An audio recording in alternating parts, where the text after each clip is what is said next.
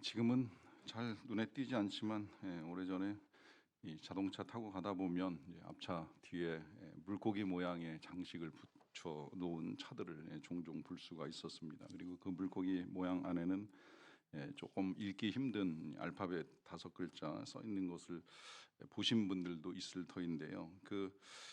그대로 읽어 나가면 이제 익수스라고 읽히는 이 글자는 이제 원래 그 단어가 아니라 이 5개의 단어의 머리 글자를 모아 놓은 것입니다. 이런 내용이 담겨 있었는데요. 보시면 저한테도 좀 보여주시죠. 여기 지금 보시는 대로 헬라어로 읽으면 예수스 크리스토스 데오 히오스 소테르라 해가지고 영어로 번역하면 예수 그리스도 하나님의 아들 구세주다라고 하는 이 5개의 단어의 이제 머리 글자를 따서 만든 글자이고 또 문양입니다.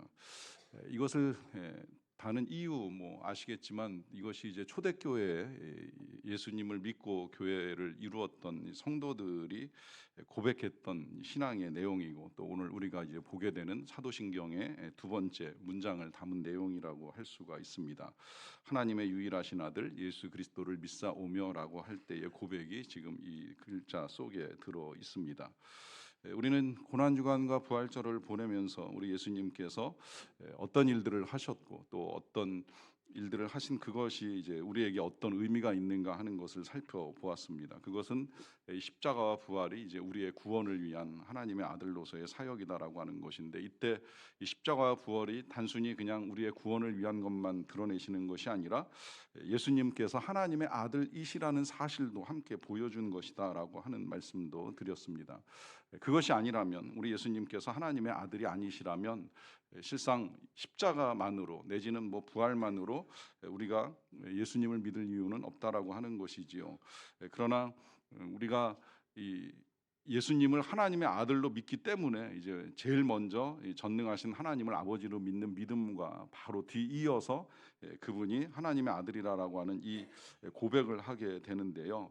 이 예수께서 하나님의 아들이시기 때문에 이제 그분이 이 땅에 오셔서 행하신 뭐 고난이라든지 혹은 부활이라든지 뭐 그 이후에 승천, 재림, 이 모든 것들이 다 의미가 있는 것이지, 만약에 정말 그분이 하나님의 아들이 아니시고 사람의 아들로 이 땅에 태어나서 사람으로만 존재하셨다면 이후의 고백들은 아무 의미가 없는 고백이 돼버리고 마는 것입니다. 이제 그러하기 때문에 원래 순서상으로는 하나님에 대한 믿음을 고백하고 나서 그 다음에 이제 우리가 믿는 예수님이 누구이신가, 그분의 신분과 정체성에 대한 고백을 하고 난 이후에 이어지는 이제 그분의 사역, 십자가 사역, 부활 사역, 뭐 이런 것들에 대한 고백이 이어져야 하는데, 이제 절기상 십자가와 고난 그리고 부활을 먼저 보았을 뿐이지 우리에게 있어서 어떤 면에서는 이 고백이 훨씬 더 중요한 고백이다라고 하는 것입니다.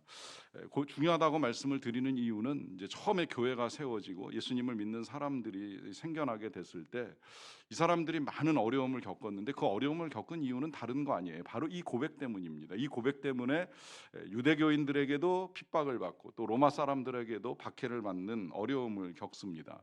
그러다 보니까 이제 이 부분을 유대인들에게는 걸림돌이요, 또 이 헬라인들에게는 어리석은 것이다, 이제 이 사도 바울이 편지에 쓰기도 했는데요. 물론 십자가만을 놓고서 걸림돌이다 혹은 뭐 어리석은 것이다 이제 이렇게 표현할 수 있지만, 십자가뿐만이 아니라 우리 예수님이 하나님의 아들이시라는 이 사실은 유대인들한테는 굉장히 불편한 진실이었고요. 그 다음에 또 로마인들에게도 역시 마찬가지였어요. 왜냐하면 유대인들은 옛날이나 심지어 지금까지도 그들에게 있어서 하나님은 오직 한 분이십니다. 유일하신 하나님이십니다.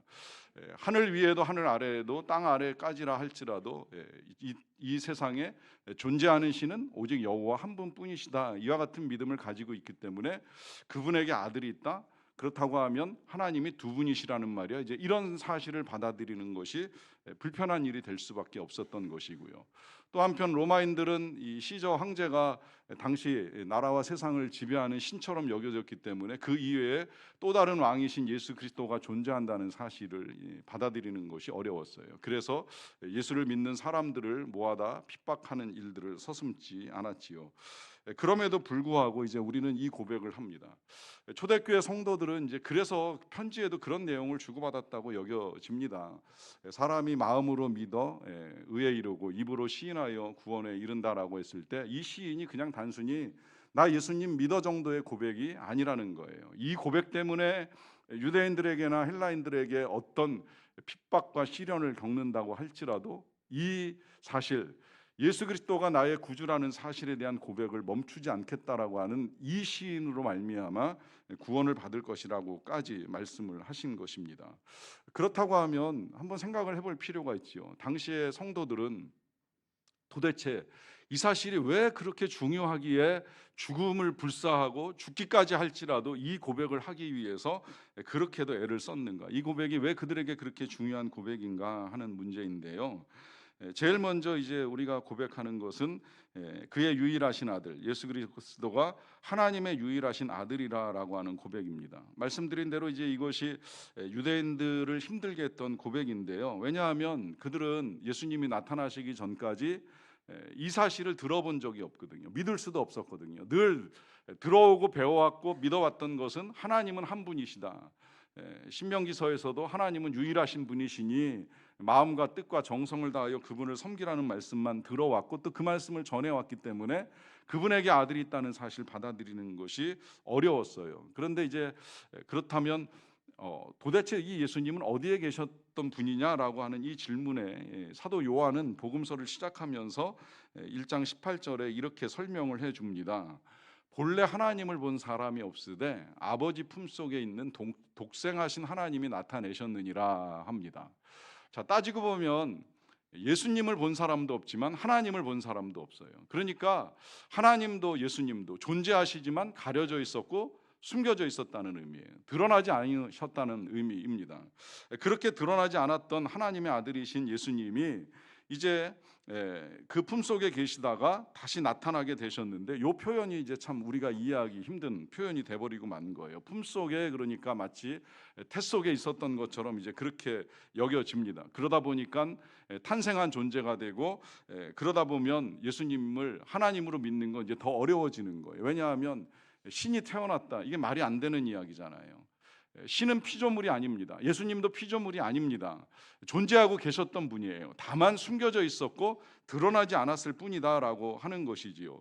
우리 예수님은 태초부터 계셨던 하나님이신 것이면 틀림이 없습니다. 다만 사람들에게 드러나지 않았을 뿐이고, 또 구약 성경을 이렇게 읽어 나가다 보면 예수님이 구약 시대에도 이제 사역하셨던 부분들을 볼 수 있는 것들이 이제 은연중에 나타나요. 예를 들면 다니엘의 세 친구가 불덩어리 굴 속에 들어가게 되는 일들이 있게 되는데, 들여보낼 때는 3명이었지만 들여놓고 나서 보니까 이제 4사람의 모습이 보이더라라고 할 때에 그 한 사람이 누구일까 했을 때에 많은 성경학자들은 이제 예수님으로 봅니다. 또 실제로 다니엘도 그가 굉장히 힘들어서 몸져 누워 있었던 적이 있었는데, 그때 다니엘의 고백으로 하면 사람의 모양 같은 것 하나가 내게 와서 나를 어루만지며 내게 이르시되라고 하는 고백을 통하여 예수님이 이제 그를 만지시고 말씀하시면서 치유하시고 다시 사역을 할 수 있도록 도우시는 이제 이런 모습들, 다니엘뿐만이 아니라 뭐 야곱에게 나타난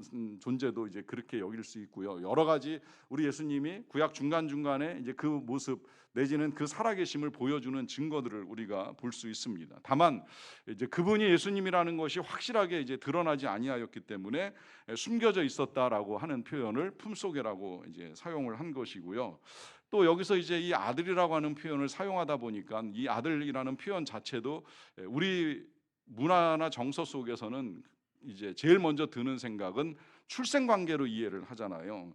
그렇지만 유대인들은 이 아들이라는 개념을 단순히 출생 관계로만 생각하는 것이 아니라 닮았다는 의미로도 많이 사용을 합니다. 예를 들면 우리 예수님이 야고보와 요한이라는 이 형제들에게 별명 붙여줬지요. 뭐예요? 우레의 아들이라고 하는 별명입니다. 워낙에 이 성격이 불같고 벼락 같다 보니까 이제 그들에게 니들은 별명이 우레의 아들이다, 이제 이런 별명을 붙여주셨어요. 이때 이 우레의 아들이라고 하는 이 표현은 우레와 같다, 벼락 같다, 이제 그런 표현을 지금 이제 말씀을 하시는 겁니다.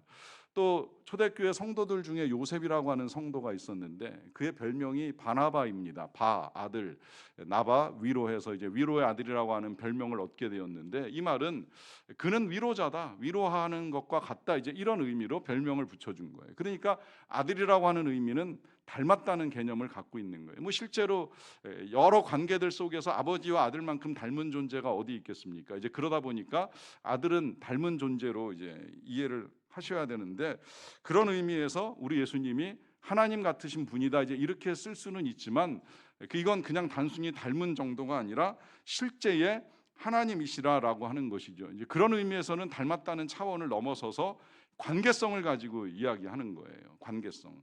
우리 예수님이 하나님과 동등하게 존재하시는 분이신 건 틀림이 없지만 하나님과의 관계성에 있어서 우리 예수님은 아들 같은 관계를 가지고 계신다는 거죠. 이 아들 같은 관계도 사람들의 관계 속에서도 종종 사용을 하잖아요. 사도 바울이 디모데가 제자임에도 불구하고 아들 같은 디모데라 이런 표현을 쓰면서 편지를 쓰잖아요. 또 우리도 정말 아주 가까운 제자 같은 경우에는 내가 아들같이 아끼는 친구야, 뭐 이런 표현 사용을 하면서 이 돈독한 관계를 이제 아들로 표현을 합니다. 마찬가지로 하나님과 우리 예수님과의 관계도 그렇게 이해를 하셔도 틀리지 않습니다. 그러하게 이제 오늘 본문에서 우리 예수님을 이렇게 소개를 해 주는데요. 먼저 1절을 보시면 옛적의 선지자들을 통하여 여러 부분과 여러 모양으로 우리 조상들에게 말씀하신 하나님이라 하면서 시작을 합니다.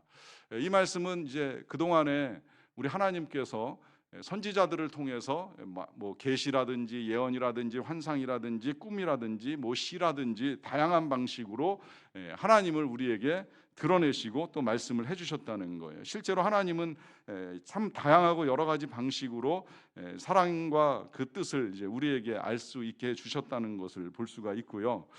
그런데 이제 이어지는 2절에서 이렇게 말씀합니다. 이 모든 날 마지막에는 아들을 통하여 우리에게 말씀하셨으니 이 아들을 만유의 상속자로 세우시고 또 그로 말미암아 모든 세계를 지으셨느니라 하면서 우리 하나님이 구약에서 다양한 방식으로 우리에게 계시를 해 주시다가 마지막에는 아들 예수 그리스도를 통해서 이제 말씀하셨다는 것이죠. 다만 이 아들이 누구이냐라고 했을 때 설명하기를 만유의 상속자, 상속자는 아버지의 유산을 물려받은 주인이 될 수 있는데, 다시 말하면 이제 만물의 주인 되신 예수 그리스도이시고 또 더 나아가서는 그로 말미암아 만물을 지으셨다고까지 말씀을 하십니다. 이제 여기서 이 히브리서 기자가 우리 예수님께서 창조될 때, 이 세상이 만들어질 때 하나님과 동역한 하나님의 아들이시라는 사실을 분명하게 말씀을 하시는 거예요. 이 부분은 뭐 사도 요한도 이제 똑같이 우리에게 밝혀주고 있죠. 태초에 말씀이 계셨다, 이 말씀이 하나님과 함께 계셨다라고 하면서 우리 예수님의 존재가 태초에 말씀으로 이 세상을 만들어지는 일에 하나님과 함께 계셨다는 사실을 밝혀주고 있습니다. 뭐 이런 예수님의 창조시의 존재에 대해서는 복음서나 서신서뿐만이 아니라 이제 창세기의 기록 속에서도 우리 하나님께서 이 땅 만물을 지으실 때에 사람을 지으시면서 우리의 형상을 따라 우리의 모양대로 사람을 만들자라고 하는 이런 표현을 통하여 성부와 성자와 성령 삼위일체가 함께 이 땅에 모든 것들을 만드시고 그 가운데 우리를 지으셨다는 사실을 처음부터 이제 우리에게 밝혀줍니다. 그래서 이 사실을 익히 알고 있는 이 히브리서 기자가 이 편지를 쓰면서 그로 말미암아 모든 세계가 지어졌다라고 하는 사실을 밝혀주면서요, 그렇다면 이제 이 아들은 누구인가? 넘어가는 3절에서 이렇게 설명을 하지요. 그는 하나님의 영광의 광채시요 그 본체의 형상이시라 합니다. 읽기 어려워서 쉬운 성경을 보면 이렇게 풀이가 되어 있어요. 이는 영광을 나타내시며 본성을 보여주신다라고 하는 것입니다. 그러니까 하나님의 아들 예수님이 하나님의 영광을 나타내 주시고 하나님의 본성을 우리에게 보여주시는데, 영광은 실제로 우리 예수님이 행한 기적 가운데 다 나타났어요. 많은 기적을 통하여 하나님의 영광을 보여주셨고요, 맨 마지막에는 부활을 통하여 죽은 자를 살리시는 하나님의 영광까지 완벽하게 이제 우리에게 보여 주셨습니다. 그리고 본성으로는 하나님의 사랑, 하나님의 공의, 하나님의 능력을 있는 그대로 이제 우리에게 보여 주셨지요. 그러하기 때문에 우리 예수님이 하나님과 같으신 분이라는 사실에 대해서는 더 이상 의심의 여지가 없습니다. 그리고 이제 여기서만 끝나는 것이 아니라 이 3절 하반절로 보시면 이런 말씀도 하세요. 그의 능력의 말씀으로 만물을 붙드시며 죄를 정결하게 하는 일을 하시고 높은 곳에 계신 지극히 크신 이의 우편에 앉으셨느니라 합니다. 말씀으로 만물을 붙드셨다라고 하는 이 말씀은 우리 하나님께서, 우리 예수님이죠, 정확하게는 말씀으로 창조의 동역자가 되셨을 뿐만 아니라 지금도 진리의 말씀으로 우리 각 사람을 붙드시고 또 진리의 말씀으로 만물을 다스리시는 역할을 감당하고 계시다라고 하는 의미고요. 여기서 이제 더 중요한 건 그런 분이 우리의 죄를 정결하게 하는 일, 이 일이 어떤 일인지 다 아시죠? 십자가와 부활 사건을 통하여 우리의 죄를 씻어주시는 일을 하신 거예요. 그러고 난 다음에 지극히 높은 곳에 계신 이의 우편, 다시 말하면 하나님의 보좌 우편에 앉으셔서 하나님과 동등한 권세를 가지고 지금도 이 땅을 다스리고 계시고 또 때가 되면 심판주로 이 땅에 임하실 것을 준비하고 계신다라고 하는 사실을 분명하게 우리에게 알려줍니다. 그러하기 때문에 우리 예수님께서 이 땅에 계시는 동안에도 자주 제자들에게 말씀하셨어요. 이 사실을 뒤늦게 이제 사도 요한이 기억해내고 예수님의 말씀을 성경으로 우리에게 남겨줬잖아요. 그래서 복음서 읽어 나가다 보면 예수님이 종종 그런 표현 사용하세요. 아버지와 나는 하나이니라. 또 아버지께서 일하시니 내가 일한다. 아버지께서 일하시는 것을 보지 아니하고는 나는 일하지 아니한다. 아버지께서 말씀하시는 것을 듣고 행한다. 이제 이런 말씀들을 통하여 우리 예수님께서 하나님과 함께 동역하고 계신 하나님의 아들이시요 또 하나님과 일체됨을 우리에게 알려주셨습니다. 다만 이제 이 귀한 하나님의 아들 같은 우리 예수님께서 이 땅에 오실 때 우리와 똑같은 몸을 입고 연약한 아기로 태어나서 성장 과정을 거치시고 또 이제 성인이 되셔서 사역을 하시면서 우리 같은 배고픔 또 우리 같은 피곤함, 우리 같은 고난을 함께 겪어 나가시다 보니까 오히려 이제 이게 사람들에게 의심을 불러일으키는 문제가 돼버리고 만 거예요. 어떻게 그 사람, 우리가 눈으로 보았고 손으로 만졌던 그 사람이 과연 하나님의 아들일 수 있겠느냐? 그에게도 한없이 연약함이 있고 십자가에 매달려 돌아가실 때에는 아무 능력도 바라지 못하는 한 인생에 불과했는데 어떻게 그가 하나님의 아들이 될 수 있겠느냐라고 하는 의문을 불러일으키지요.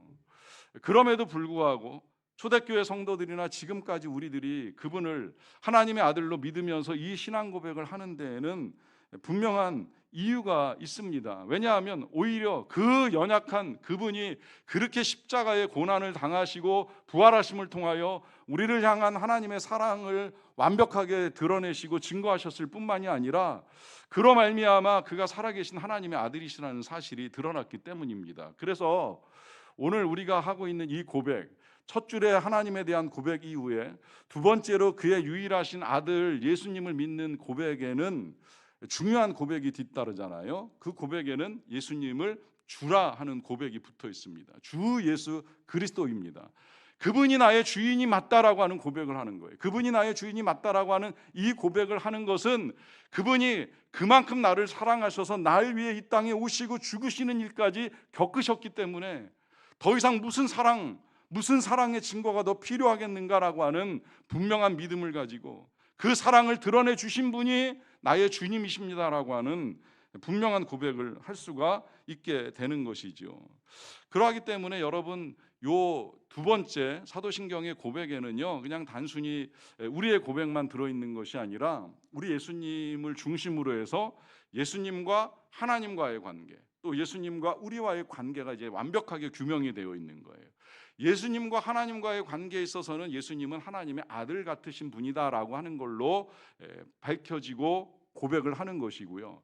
그 다음 고백은 그 하나님의 아들이신 예수님이 우리의 주요 그리스도가 되신다라고 하는 고백을 담고 있는 겁니다. 그러니까 이게 굉장히 중요한 고백이죠. 이 예수님의 신분, 그 정체성에 대한 고백이 있어야지 이제 그 다음에 이어지는 뭐 동정녀 탄생이니 십자가니 고난이니 부활이니 승천이니 이게 다 연결이 되는 거예요. 이 사실을 믿지 못하고 이 사실이 고백되지 아니하면 뒤에 고백은 헛고백이 될 수밖에 없는 거예요. 그런 의미에서 초대교회 성도들은 이 예수 그리스도 하나님의 아들이 나의 주인님이시다라고 하는 이 고백이 아주 중요한 고백이 된 것이지요.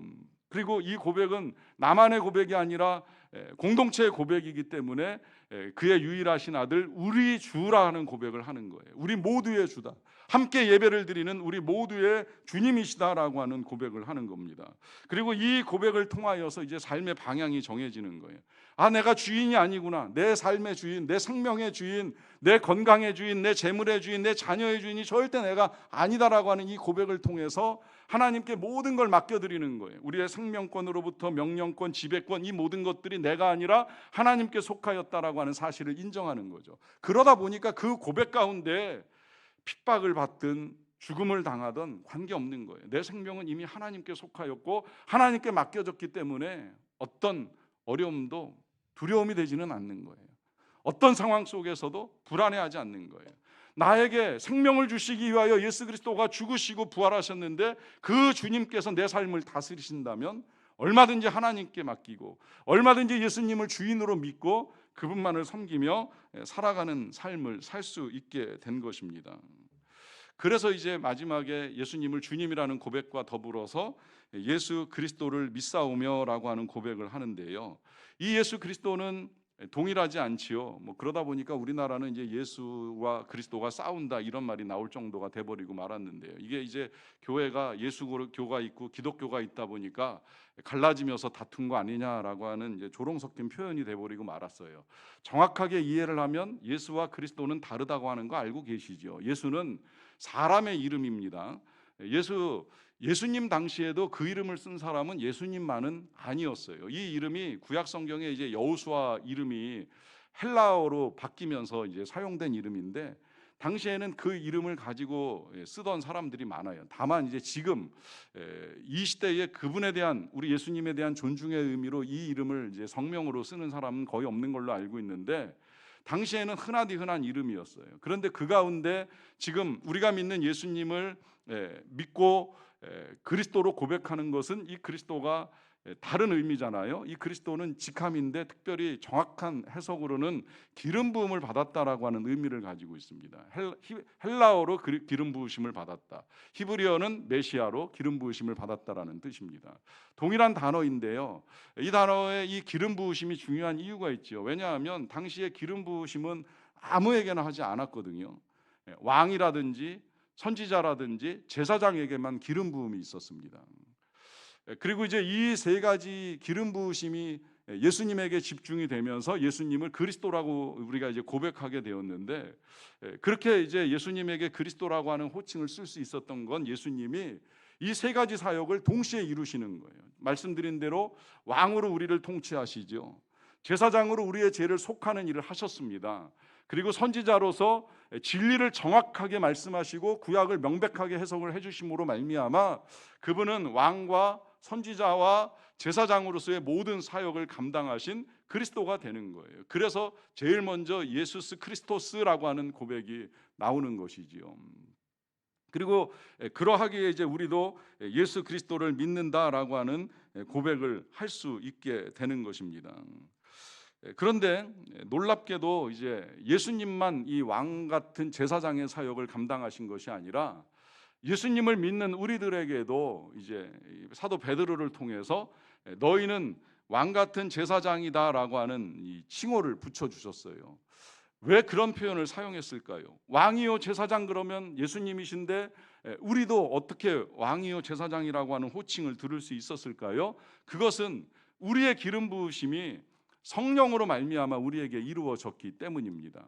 지금 우리가 고백하는 이 고백을 할 수 있는 이유로부터 성령의 기름 부으심이 시작이 되는 거예요. 정말 예수 그리스도가 사람의 아들로 이 땅에 오신 분이 아니라 하나님의 아들이시지만 이 땅에 우리 가운데 임하신 분이라신 사실을 믿으며 그분을 주로 그분을 그리스도로 믿을 수 있는 이 고백의 출발점에는 우리 각 사람을 향한 성령의 기름 부으심이 있었던 거예요. 그래서 우리도 이제 다 기름 부으심을 받은 자들로서 이 땅에 왕 같은 제사장의 삶을 살아갈 수 있는 겁니다. 다시 말하면 우리도 다스릴 수 있고 우리도 속죄의 은혜에 함께 할 수 있는 자들이 된 거예요. 다만 우리가 왕이라고 할 때에는 뭘 지배하고 통치하고 혹 더 나아가서 뭐 조정하고 하는 이런 통치가 아니지요. 우리 예수님이 왕으로 즉위하실 때에는 십자가 위에서 가시관을 쓰시는 것으로 어떻게 이 땅을 다스려야 되는가 하는 것을 우리에게 보여주셨어요. 안타깝게도 지금은 많은 통치자들이 여전히 군림하고 지배하고 더 나아가 억압하려고 하는 이런 모습들을 보여줄 때가 있지만, 우리 예수님은 다 내어주고 완벽하게 섬기는 왕의 모습을 우리에게 보여주신 거예요. 그런 삶이 우리에게도 이제 주어졌다라고 하는 의미입니다. 제사장이 속죄의 역할을 감당한다라고 한다면 우리가 직접 속죄의 사역을 감당할 수는 없겠지만, 적어도 우리는 예수 그리스도의 속죄의 은혜를 전하고 나누는 이 선지자, 다시 말하면 전도자의 삶을 살아갈 수 있는 기름 부으심은 우리에게 임하였다라고 하는 거예요. 그래서 우리 예수님이 이 땅에 오셔서 앞서 우리가 본 대로 영광의 광채이시요 본체의 형상을 드러내 주신 것처럼, 우리도 성령의 기름 부으심 가운데에 섬기고 나누고 전하다 보면 우리를 통하여 이제는 그리스도의 영광이 드러나고 그리스도의 본체가 보이기 시작을 하는 것입니다. 그래서 이 고백은 단순히 예수님을 향한 고백에서 이제 더 나아가서 앞으로 우리가 어떻게 살아갈 것인가에 대한 믿음의 고백까지 연결이 되는 거예요. 우리 예수님을 주와 그리스도로 믿는 우리들이 어떠한 일이 우리에게 닥친다 할지라도 주의 기름 부으심과 함께 오직 주님의 영광을 드러내며 주님을 섬기겠습니다, 또 이 세상에서 섬기는 삶을 살아가겠습니다 라고 하는 고백입니다. 이 고백이 저와 여러분들의 고백이 되시기를 간절히 바랍니다.